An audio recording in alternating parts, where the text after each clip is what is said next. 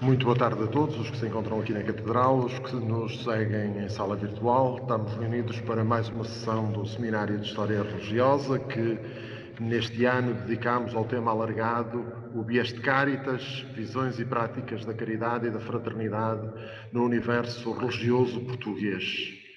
A sessão deste mês é dedicada ao tema Gestos e perfis de caridade na época moderna, o exemplo da misericórdia de Caminha. Temos connosco para apresentar o tema Sara Pinto, que passo a apresentar sumariamente a partir da ficha da sessão do seminário que foi divulgada. Sara Pinto é doutorada em História e professora de História, é especialista em História Moderna, com tese de doutoramento sobre... Desenvolveu uma tese de mestrado sobre a comunidade marítima de Caminha no século XVI e é autora do livro Santa Casa da Misericórdia de Caminha, 500 anos de história. Foi bolseira de pós-doutoramento da Fundação para a Ciência e Tecnologia, com o projeto A Economia da Salvação, Crédito e Estratégias Mercantis da Época Moderna. Tem colaborado em diversos projetos de investigação e publicado nas áreas da história marítima e da paisagem, redes mercantis e história das misericórdias. É colaboradora do CITSEM e membro da Rede Portuguesa de História Ambiental. Nós vamos fazer a sessão como habitualmente sempre temos feito, com uma primeira parte expositiva e depois com uma segunda parte de diálogo, com perguntas, observações que queiram colocar. Agradecendo ter anuído ao nosso convite, passo-lhe de imediato a palavra para a apresentação.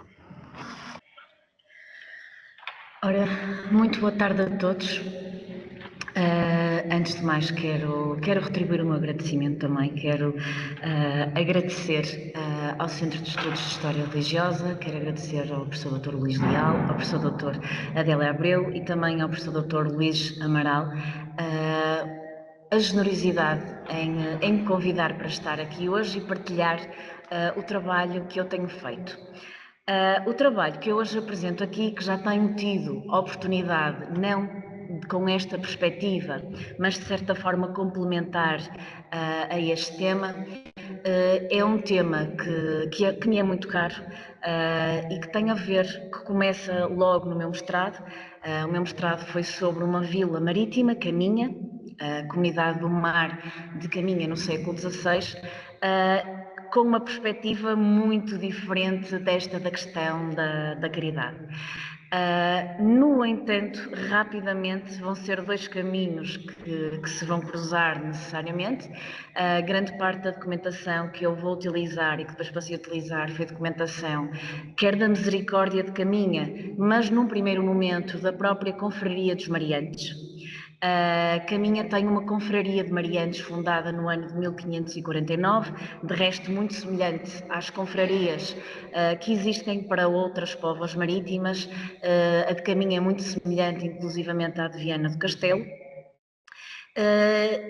E se eu procurava uma perspectiva na documentação da confraria, até eu posso dizer já, uma perspectiva laboral, quase de organização dos homens do mar, rapidamente percebi que a confraria teria um aspecto muito mais religioso, espiritual, de encontro destes homens e que depois vou encontrá-los mais uma vez, por exemplo, na Misericórdia de Caminha.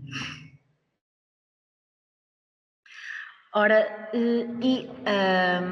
quando eu comecei a olhar para a documentação da Misericórdia, e foi porque, entretanto, começaram a chegar todos os festejos dos 500 anos, as Santas Casas têm mais de 500 anos, houve aí uma fase em que todas elas iniciaram a sua comemoração e na altura a de Caminha fez também os seus 500 anos e eu tive a oportunidade de fazer a história da Santa Casa.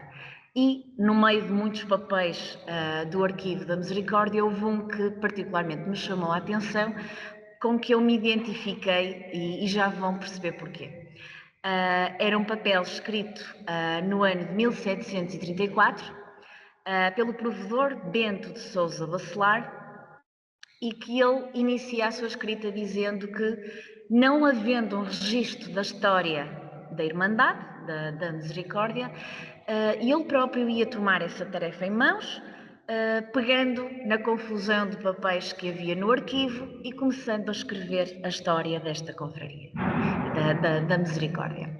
E então começa ele por, de uma forma muito sucinta e muito objetiva, dizer que teve o seu princípio a Irmandade desta Santa Casa no ano de 1516, no qual teve o seu primeiro compromisso, de resto o mesmo que tinha a Misericórdia de Lisboa. Isto é comum, como sabem, o compromisso fundacional é o de Lisboa, que depois é enviado para ser replicado nas restantes misericórdias.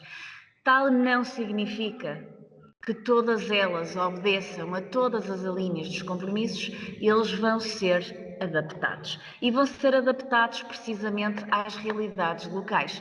Não vamos imaginar que uma pequena vila pescatória do século XVI de fronteira tenha necessariamente as mesmas características, os mesmos desafios que uma Misericórdia em Lisboa, não é? Portanto, muitas vezes tentar perceber como é que isso vai ser aplicado e replicado, nomeadamente o princípio das obras de misericórdia, nomeadamente das obras corporais, é muito interessante e é um dos aspectos que tento trazer aqui hoje, porque perceber exatamente o que é isto da caridade, digamos assim, uma perspectiva, quase uma perspectiva central daquilo que é emitido, e depois outra coisa é aquilo que vai ser aplicado e que localmente, e que diz muito às comunidades locais. Obviamente, rapidamente, ele diz que, e nós não temos, não está no arquivo o documento original, mas depois tem o traslado em letra de mão do ano de 1537. Esta notícia se acha no dito Compromisso Velho, que era o único livro que tinha a Irmandade até o ano de 1551, ano que também é um ano importante em que é fundada a Igreja da Misericórdia. E depois um terceiro aspecto. Havia nesta vila um hospital que administrava a Câmara, sem saber quem o fundou, tinha-se perdido já essa memória da fundação do hospital, que tinha de renda 12.000 reis, bens que tinham sido deixados por testamento de Gonçalo Gil em 1457, e que, por pedido, requerimento que fizeram el-reis oficiais da Misericórdia, em 66 o hospital passaria das mãos da Câmara da Variação para as mãos da Misericórdia. E agora uma frase que sublinho, porque considero que, digamos assim, o nosso guião um pouco para esta apresentação. Ele diz que a renda deve ser rigorosamente gasta com os doentes passageiros e não com os da terra. E isto é importante, mais uma vez, porque o que vamos olhar é quem são os outros a que a Misericórdia estende a mão, nomeadamente através da ação no seu hospital.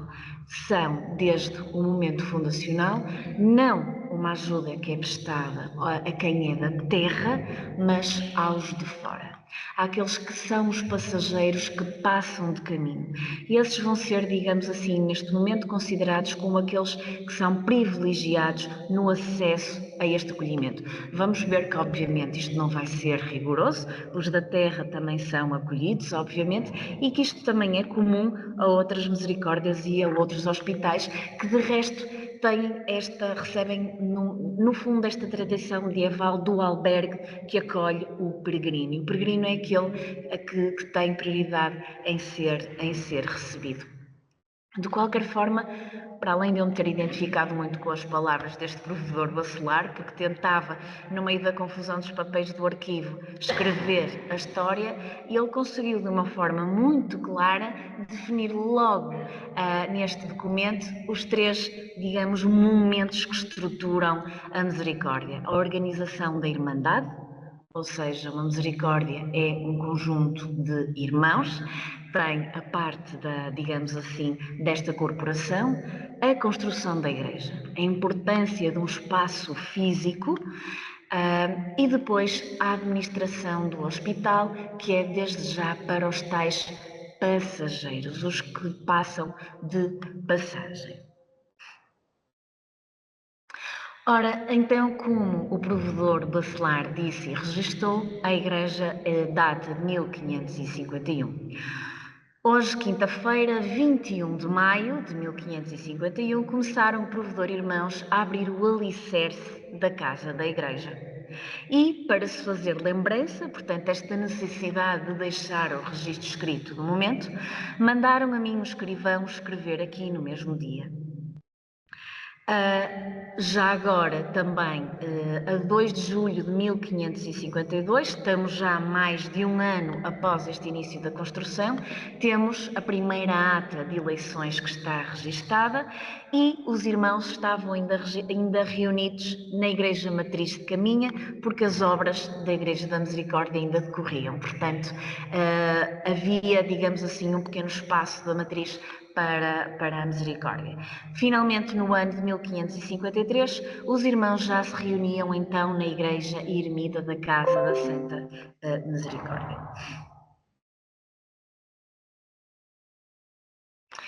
Ora, então, que papéis que o provedor Bacelar tentava reunir e tentava identificar, alguns que temos de referência, deixa escrito que em 1557 o arquivo compunha-se do regimento da casa, isto é a tal referência ao tal traslado do compromisso da misericórdia de Lisboa, e duas bulas de graças e indulgências, não tendo a certeza que bulas que seriam estas do ano 1557, há cerca de daqui a 10 anos atrás eu encontrei uma notícia num jornal digital de Caminha que um particular tinha conseguido comprar e resgatar num leilão uma bula referente à misericórdia, uma bula papal de Paulo III, das graças e indulgências que se ganham rezando as contas do Rosário na Confraria da Misericórdia da Vila de Caminha,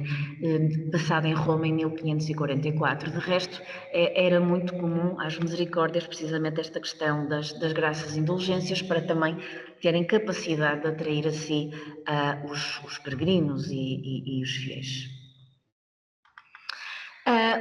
Outro documento que também parece ser constantemente referido como de grande importância, e que até foi um documento que eu coloquei no resumo da minha comunicação, é uma provisão do Bispo de Tui, de 1546, que estava no maço de privilégios e que é uma autorização concedida pelo Bispo de Tui, mediante um pedido feito pelos oficiais da Misericórdia, para que, tendo sido enforcados 2 homens pela Justiça da Vila da Guarda, Reino da Galiza, os fossem à forca retirar os corpos e dar-lhes sepultura.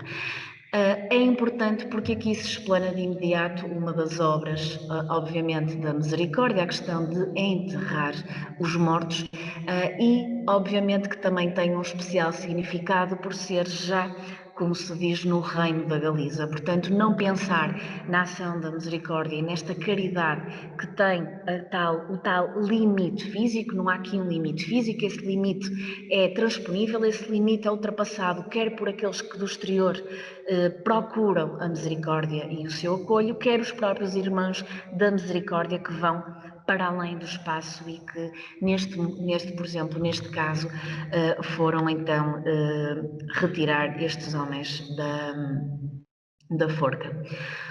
Outra questão que também me parece muito importante e que desde o início também se vai sedimentando é que muito do apoio que a Misericórdia dá, muito que o hospital faz, é com base no que são deixados por legados, não é? Rendas, foros, tudo o que é deixado por legados. E para vos mostrar deste registro que já em 1543, um testamento de Pedro de Abreu doava 2 carros de lenha seca e 2 arrobas de azeite para a lâmpada dos enfermos, uma vestimenta completa e ainda algum dinheiro à Casa da Misericórdia, com o encargo de uma missa dita no hospital. Ora, eu sei que é apenas um pouco, mas isto já tem muito. Vamos ver, a questão do legado, não é? Mas também tem a questão já do que o hospital, digamos assim, procura e deve fazer. A questão do azeite para a lâmpada dos enfermos era de veras importante. O hospital tem, obviamente, esta necessidade de ter uma lâmpada permanentemente acesa que identifique porque está disponível para receber aqueles que dia ou noite precisam de ser acolhidos. Os peregrinos que andam, que caminham, precisam de rapidamente identificar a casa do hospital, saber que aí podem ser recolhidos, daí a importância do azeite para a iluminação e da madeira, não é? Isto é, trata-se da madeira que era madeira de lenha, ou seja, essencial para criar o aquecimento. Quem anda, quem precisa de ser recolhido, precisa do conforto de um espaço que tem de estar quente, aquecido. Portanto, neste testamento nós temos a lenha para o aquecimento dos peregrinos, o azeite para a iluminação e também a vestimenta completa, obviamente, porque haveria de haver um capelão, não é? Que estava, digamos assim, associado à capela do hospital. Mas isto, não vou falar aqui dos legados, mas é só para mostrar como isto já é e vai se tornar cada vez mais estrutural. Porque o que é que isto acontece? O que é que, digamos, isto acaba também por traduzir? Acaba por traduzir a ligação não só entre aqueles que recebem a caridade, mas aqueles também que a providenciam quando muitas vezes depois da sua morte.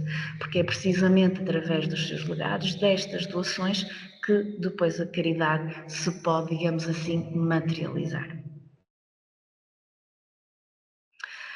Ora, então,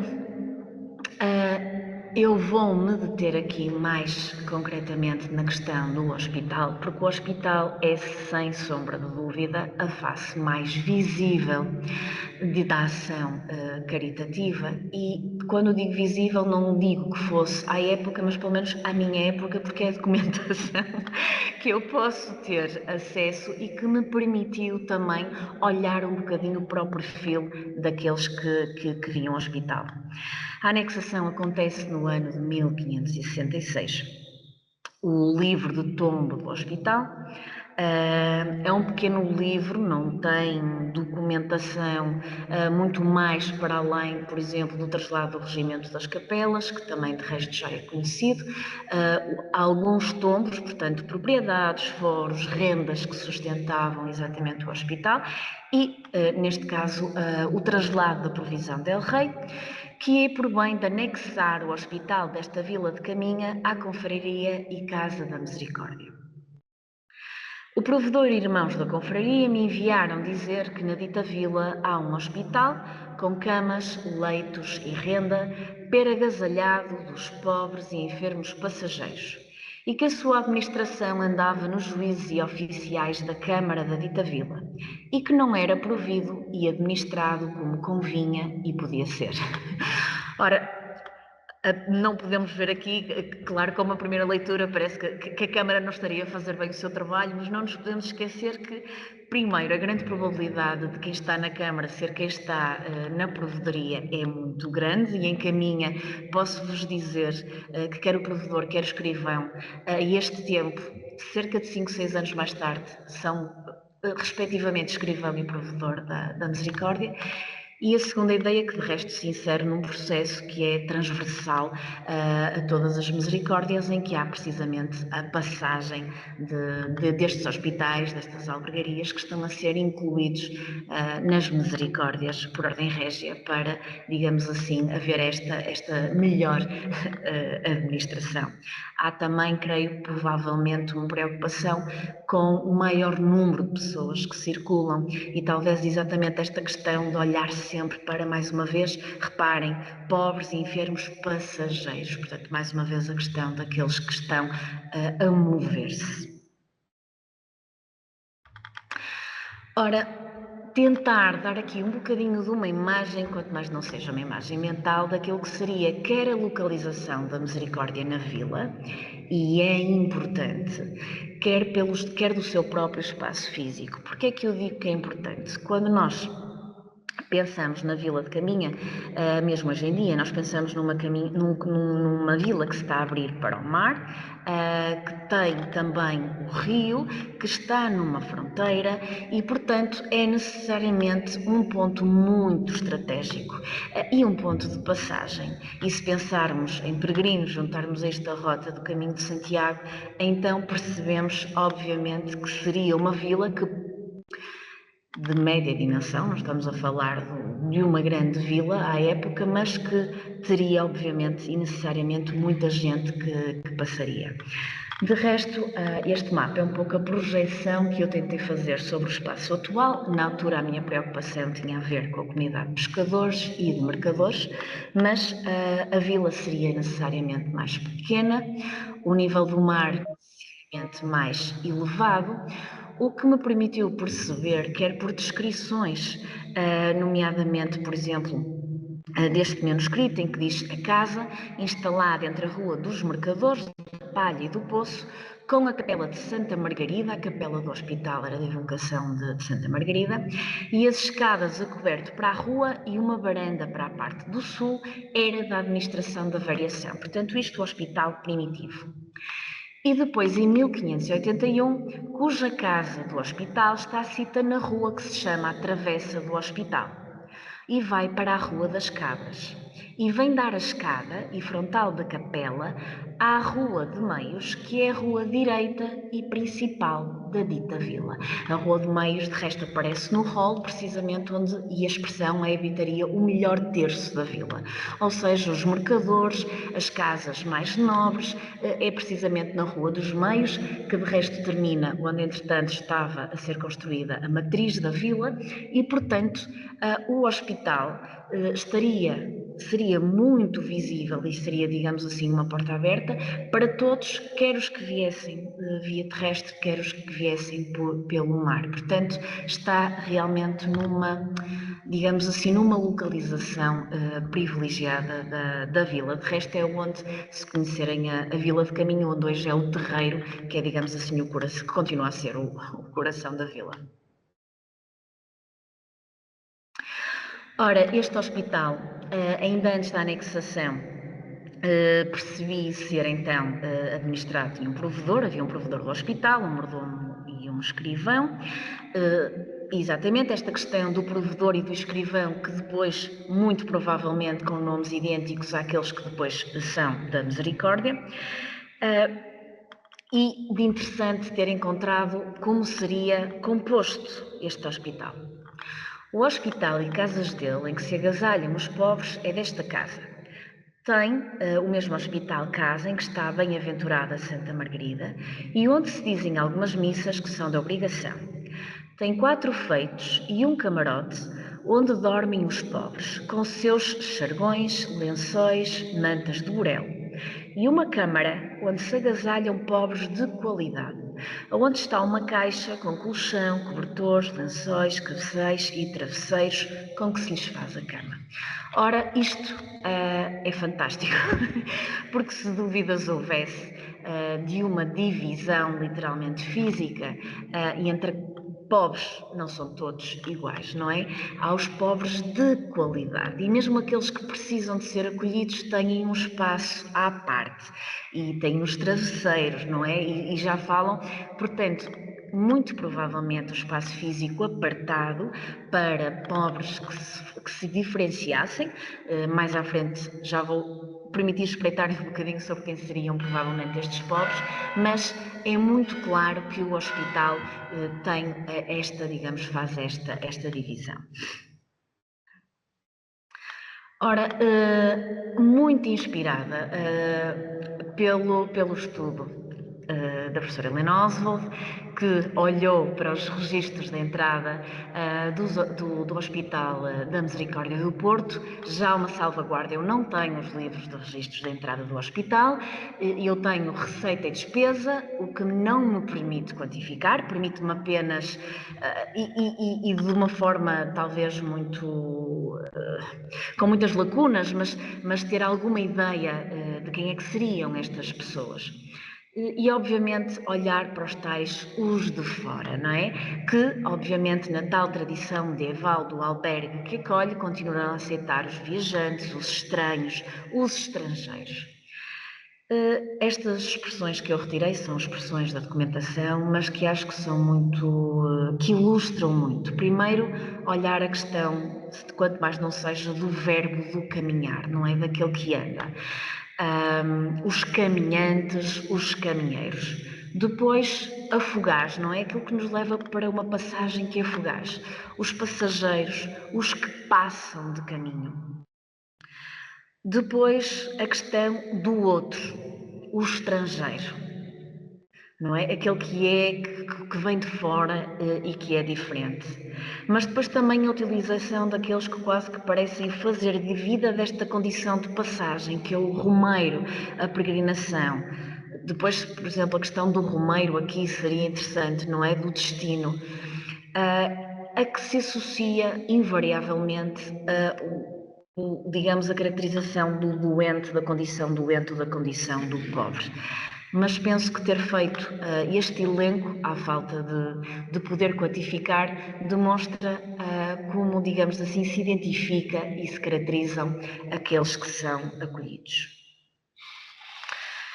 Ora, eu não vou de forma nenhuma, muito menos depois da última apresentação que tiveram aqui neste ciclo do Filipe Conceição sobre as vias de peregrinação, não vou meter-me nestes caminhos, desculpem-me o trocadilho, mas de resto só apenas situar a questão da Vila de Caminha, obviamente, como um importante entreposto aqui nesta via marítima, que de resto, via terrestre e via marítima, que de resto ligava o sul do reino, nomeadamente até a própria questão, quer do Algarve, quer do Mediterrâneo, que seguiam depois para Santiago de Compostela, mas depois também, e este é o mapa da Susana Davos, que gosto muito de utilizar, porque demonstra bem a questão dos caminhos e dos descaminhos, porque isto é muito a propósito de caminhos que nem sempre eram oficiais, mas que eram caminhos que se faziam na região de fronteira, mas que claramente caminha aqui, está neste tal cruzamento. Ora, obviamente, esta posição ajuda-me aqui e ajuda-nos aqui a perceber muito da proveniência, então, desta gente que chega ao hospital. E são referidos, termo genérico, portugueses, muitas vezes apenas assim, algarvios, esta questão sempre do Algarve, muito mais raro uma localização mais específica, como por exemplo a questão da Covilhã, de Lisboa, ou além de Vila Nova, Cerveira, obviamente, não é? Mas, e depois os outros. Castelhanos, outros são castelhanos, biscainhos, galegos, uma sevilhana, franceses, flamengos, ingleses, italianos, da Berbéria e depois uns negros estrangeiros. De resto, dizer também que, para além da questão, obviamente, do estudo da professora Helena, eu também utilizei um que há para Viana do Castelo do António Magalhães, até para perceber pela proximidade e também um pouco pela proximidade do próprio perfil deste tipo de confrarias, e é muito comum a proveniência de peregrinos que encontra para Viana do Castelo, é muito semelhante a este contexto. E, para além da proveniência geográfica, perfil socioeconómico, como lhe quiserem chamar, quem são estas pessoas que são aqui atendidas. Surgem os padres de missa, clérigos peregrinos, frades. De resto, se os cruzar com a proveniência geográfica, surge-me mais que uma vez, nomeadamente estes frades, estes clérigos peregrinos italianos. E, portanto, que está documentada à vinda, nomeadamente depois da anexação de 1580, uma série de grupos de frades clérigos italianos e que iam para a Espanha e que entraram exatamente por caminho. Contextos, obviamente, que depois passarei a explicar, mas que são contextos, obviamente, também de violência ligados a conflitos. Um soldado cativos na Guerra del Rei, tomados, e depois vou explicar um bocadinho o que é isto. Mais uma vez, de algum perfil um pouco diferenciado, um estudante, fidalgo, homem honrado. Talvez este fidalgo e este homem honrado tenham tido direito à tal Câmara para os pobres de qualidade, mas também famílias. Portanto, a questão de olharmos para o peregrino como um indivíduo ou algo de isolado, mas aqui também tem um contexto particular que também vos vou apresentar: homens casados com mulheres e filhos. E depois a referência também às mulheres. Uma mulher com criança pequena, mulheres peregrinas, mulher velha, mulher principal e honrada desta vila. Alerto já para a necessidade, quando se acolhe alguém que é da vila, a necessidade de explicar, porque recordam-se que há sempre, fundamentalmente, privilegiado é o que vem de fora. Portanto, também se acolhem os de dentro, mas há sempre uma explicação para isso. E de maior vulnerabilidade, não é muito comum ter encontrado este tipo de referências, mas de pobres aleijados e de um cego. Ora, chama-lhe aqui esta caridade em contextos de guerra, porque olha para o hospital e, portanto, esta gente que é acolhida não é só porque vai de caminho, mas também porque tem mazelas, não é? Está doente, está ferido. A década de 70, de resto, é muito rica nesta questão dos tomados. Tomados são vítimas de corsários, não é? Os corsários que assolavam muito a costa portuguesa e, portanto, que as vítimas destes corsários eram acolhidas e eram tratadas no hospital. Entre 72 e 73 é mensal, é constantemente repetido a entrada destes homens tomados de franceses. Mais uma vez, para Viana, para o mesmo período cronológico, também existe esta realidade. Homens tomados dos franceses que vinham do Brasil, muitos tomados de corsários que lançaram na Galiza. Em 79, 3 cativos na Guerra del Rei, portanto, falamos precisamente da questão de Alcácer Quibir e do mourisco cristão que os tirou, portanto, o contexto. E em 85, 3 homens que eram de Lisboa, tomados dos franceses, e um deles vinha com 2 arcabuzadas, portanto, feridos, não é, de projéteis, os quais vinham muito maltratados e com cavalgaduras para os levarem a Viana. Esta questão também é muito interessante porque me parece haver muito em caminho uma necessidade de uma continuação do caminho depois para o Hospital de Viana. Não sei se por, digamos assim, tentar, ou em Viana houvesse outro tipo de resposta, mas é frequente e a própria Misericórdia assegurar o transporte para as restantes misericórdias. Em 88, a questão dos ingleses. Aqui em 88 já não temos a questão dos tomados dos franceses, mas sim dos ingleses. Em 90, um pobre que veio da Armada com uma arcabuzada e que morreu no hospital. Em Viana também se ajudam indivíduos designados pelos sobreviventes da Armada. De resto, dizer que esta caridade não era apenas o agasalho, não era apenas o descanso e não era apenas o tratar o corpo, mas no caso do falecimento era depois também a questão do enterro, obviamente, e mesmo em vida a questão do doente poder comungar e receber os sacramentos. Obviamente isto também era a questão da caridade. Em 92 ainda temos a questão da Armada, com outros mais doentes que escaparam das galeaças que se perderam em Baiona, que todos foram recolhidos neste hospital, biscainhos e flamengos que vieram tomados dos ingleses. Portanto, aqui muito forte ainda este contexto bélico e que, digamos assim, tem como consequência imediata o tratar os feridos. Outro tipo de contexto chama-lhe a caridade em contextos de fome. E esta chamou-me particular atenção, principalmente pelo peso que me parece que deve ter tido, não só a nível visual, mas a nível emocional, digamos, de quem acolhe esta gente e de quem escreveu. Em 1575, o escrivão registra isto: com outros pobres que vinham esperido à fome, que não pareciam homens. Esperido é um termo castelhano em desuso que significa extenuado, débil, fraco. E deve ter sido tal o impacto visual que teve no escrivão que ele registava que estas pessoas não pareciam homens. Portanto, a tal debilidade, a fraqueza da fome o impressionou. E depois, obviamente, que isto tem uma consequência muito óbvia a nível da mortalidade. Com estes 12 pobres que ficaram e outros 8 que vieram dilapidados de fora, que não pareciam homens senão mortais, que deles morreram uma mulher e um homem.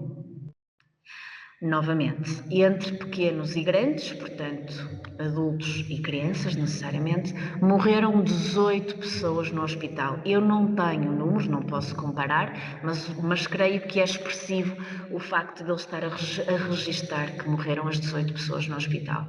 Dos que ficaram estavam muito doentes e desfalecidos, compreensivelmente, e também, obviamente, que depois a necessidade de explicar que ainda teve a haver mais gastos à porta porque não havia pão. Portanto, não era só os que ficavam hospitalizados, eram também aqueles que batiam à porta porque o número de pobres deve ter aumentado substancialmente e não havia pão. De resto, em 76 temos uma resposta central, uma resposta régia, se despendeu em ir catar o centeio, que deu El Rei esta casa, que foram 50 alqueires, e no pão do centeio que veio de Viana. Portanto, aqui já a administração central a tentar mitigar esta questão da fome e que parece ter aqui tido um grande impacto. Interessante também ver a questão das pessoas que vêm da Galiza, a caminha também. Em 1587, novamente um período de fome, homens casados com suas mulheres e filhos que saíram da Galiza com a fome que houve e foram recolhidos no hospital.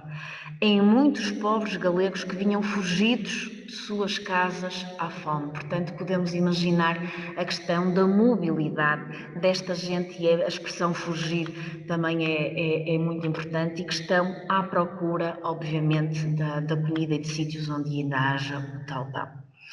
De resto, mais uma vez, a intervenção externa no sentido de mitigação.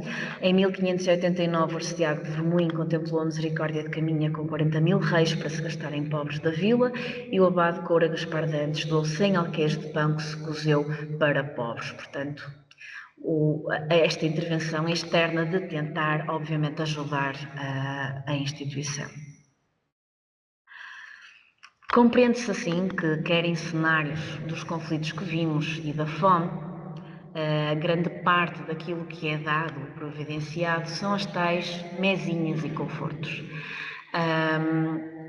Obviamente que nas medicinas aparece a questão das purgas e a questão das sangrias, mas essencialmente a nível de despesas o grande peso é com os caldos, as galinhas, os frangos para os caldos, o pão, o vinho, e depois se falamos de gente que está fragilizada e que está debilitada, precisamos o açúcar, as passas, as amêndoas, portanto tudo aquilo que possa rapidamente animar um corpo que está cansado e que está faminto.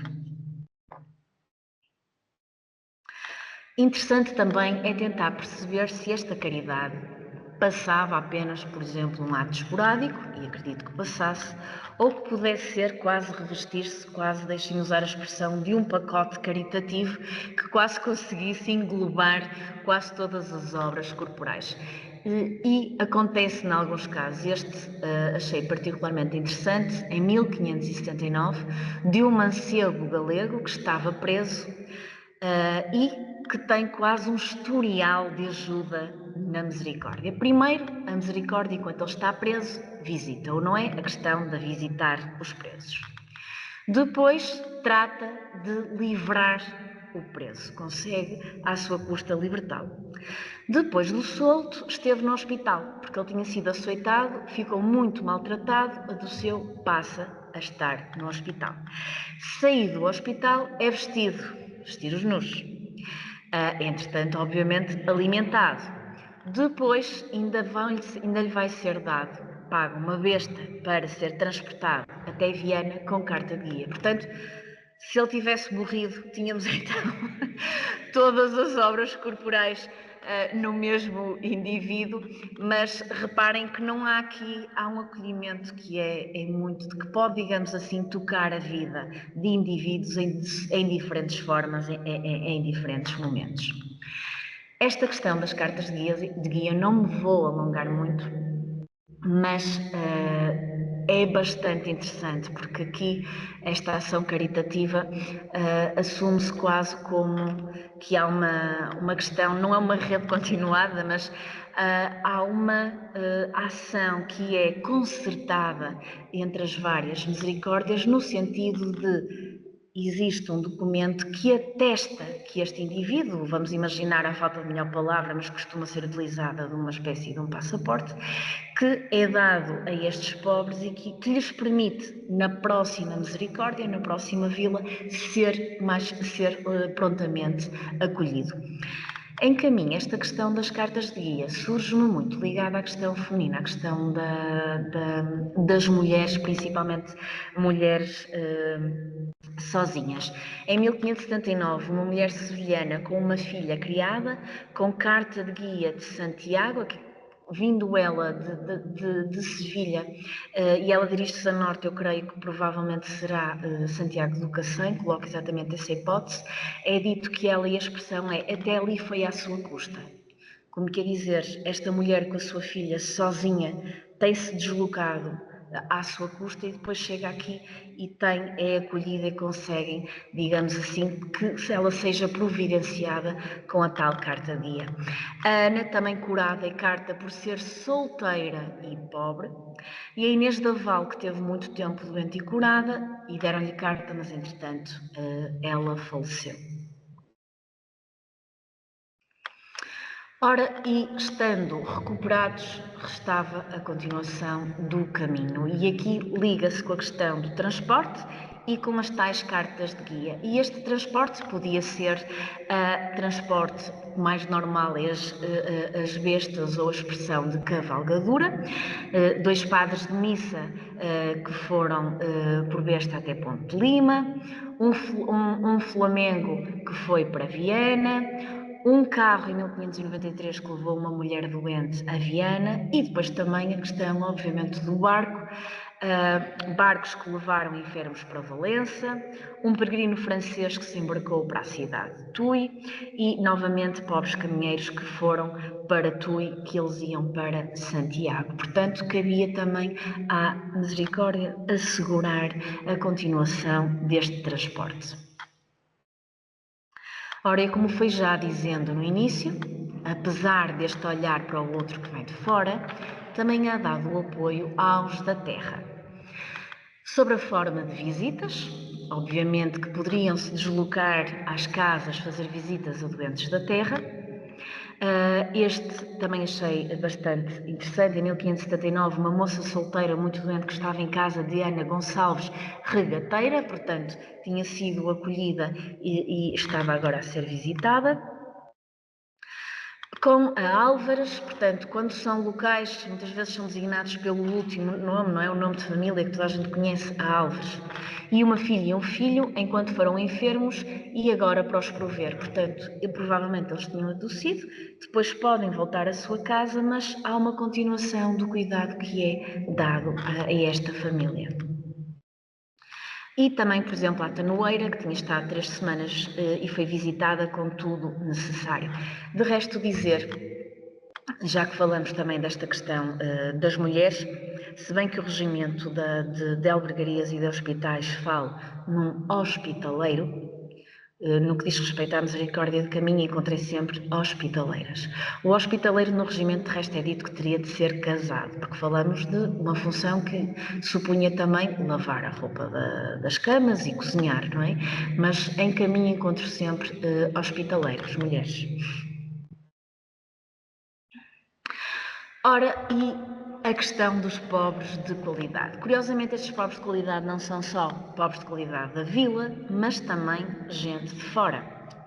Em 1576 veio ao hospital um biscainho, ele era fidalgo, chamava-se D. António de Guevara, que veio enfermo. Ele esteve 38 dias, se confessou, comungou e trouxe certidão. Esta questão da certidão também achei muito interessante, porque isto não é uma carta de guia, isto muito provavelmente circulava um outro tipo de documentação, a par das cartas de guia, que provavelmente, penso eu, tenho de ler mais sobre o assunto, mas que também deveriam atestar, de certa forma, esta gente. Se gastou com ele numa besta que se alegou para o levar a Ponte de Lima, gastos de curar amêndoas e passas. Aqui, talvez seja preconceito meu, mas ele é fidalgo, teve direito às amêndoas e às passas.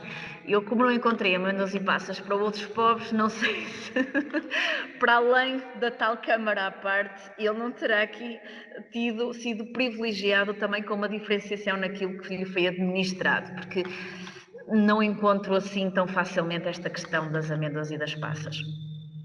Mais uma vez, reparem, um francês com sua mulher que traziam certidão de Évora do bispo. Mais uma vez esta ideia da certidão. Era fidalgo, era senhor de terras que lhes tinham tomado os luteranos. Outro tipo de contexto, não é? Aquilo que lhes seríamos um refugiado. Temos aqui o contexto da questão.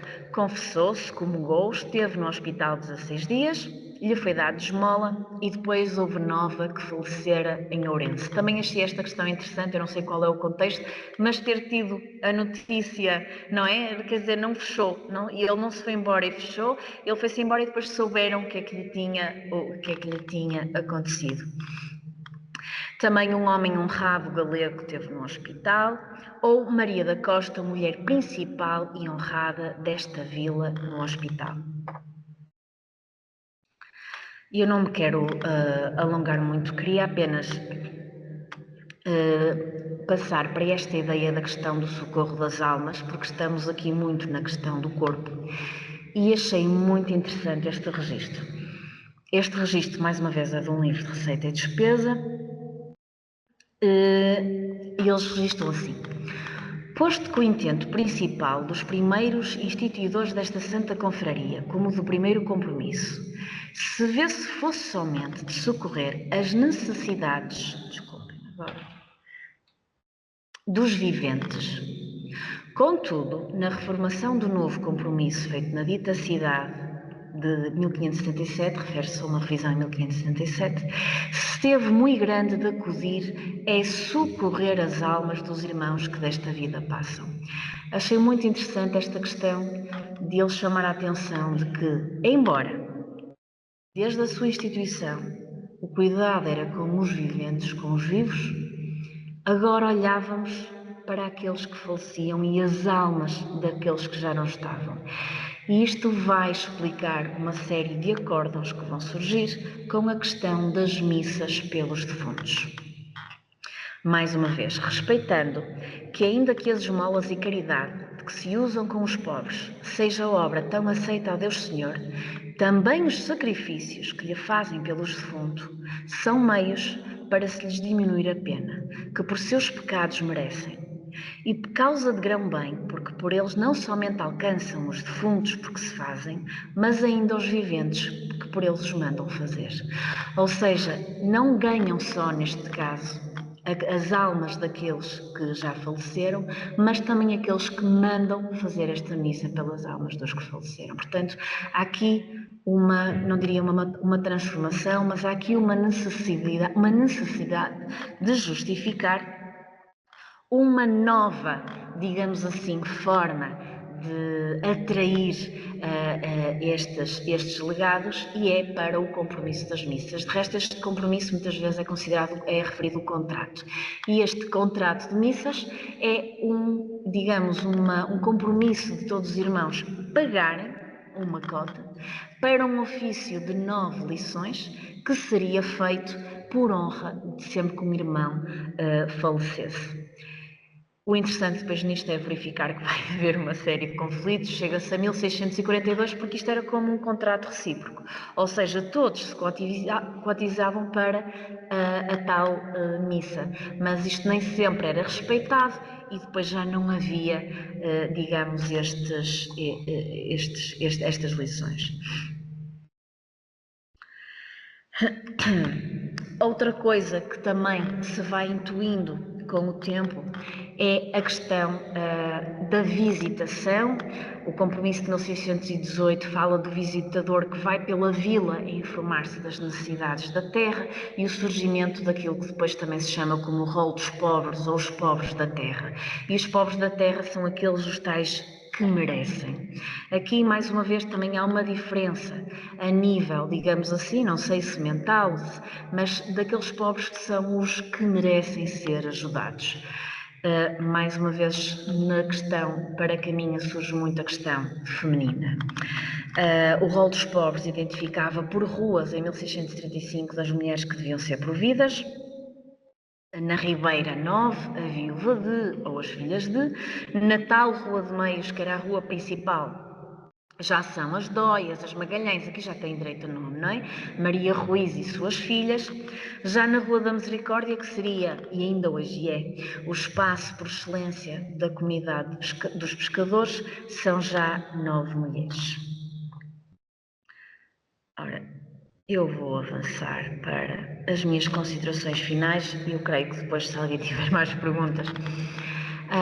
Só algumas considerações relativamente a esta ideia da misericórdia de Caminha, dos 13 espaços que são a Igreja, a Irmandade e o seu hospital, da questão de um domínio de um espaço, que é de um espaço topográfico pela própria localização do hospital e da igreja, mas também de um espaço social e até de um espaço caritativo, e que me permite identificar gestos e perfis que são múltiplos, que são vários os outros, não é questão do outro, este outro tem muitos perfis, que estão em conexão, não é uma caridade que está fechada, é uma caridade que atende inclusivamente e que reflete as próprias conjunturas da época, que evoluem, não é sempre a mesma forma, mas que atendem aos diferentes valores, mas que também não são universais. Os outros não valem todos o mesmo. Portanto, a questão dos diferentes pobres que não são, que não têm todos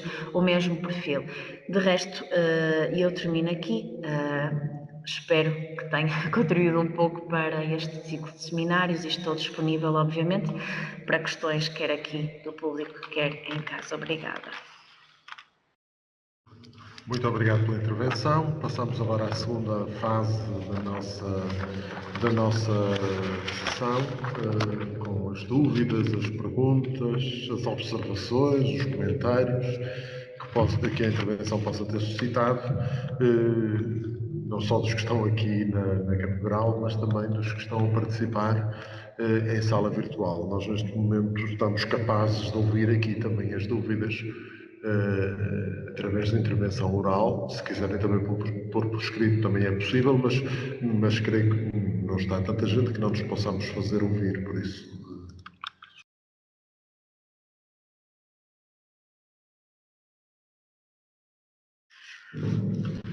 Muito bem, vamos então concluir a nossa sessão e concluímos, em primeiro lugar, agradecer à doutora Sara Pinto ter estado connosco a partilhar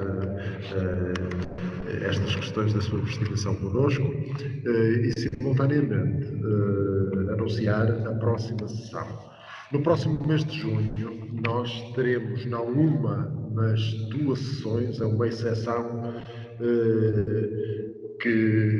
da nossa programação e aproveito para dizer que essas duas sessões serão apenas em sala virtual e não presencialmente na Catedral.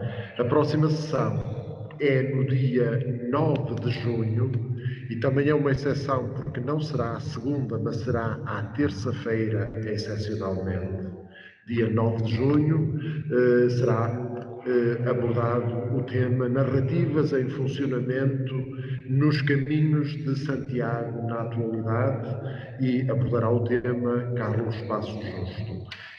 Aproveito também para dizer que depois, na sessão seguinte, ainda em junho, 15 de junho, teremos um ajuste de horário e essa sessão, excepcionalmente, será às 17 horas.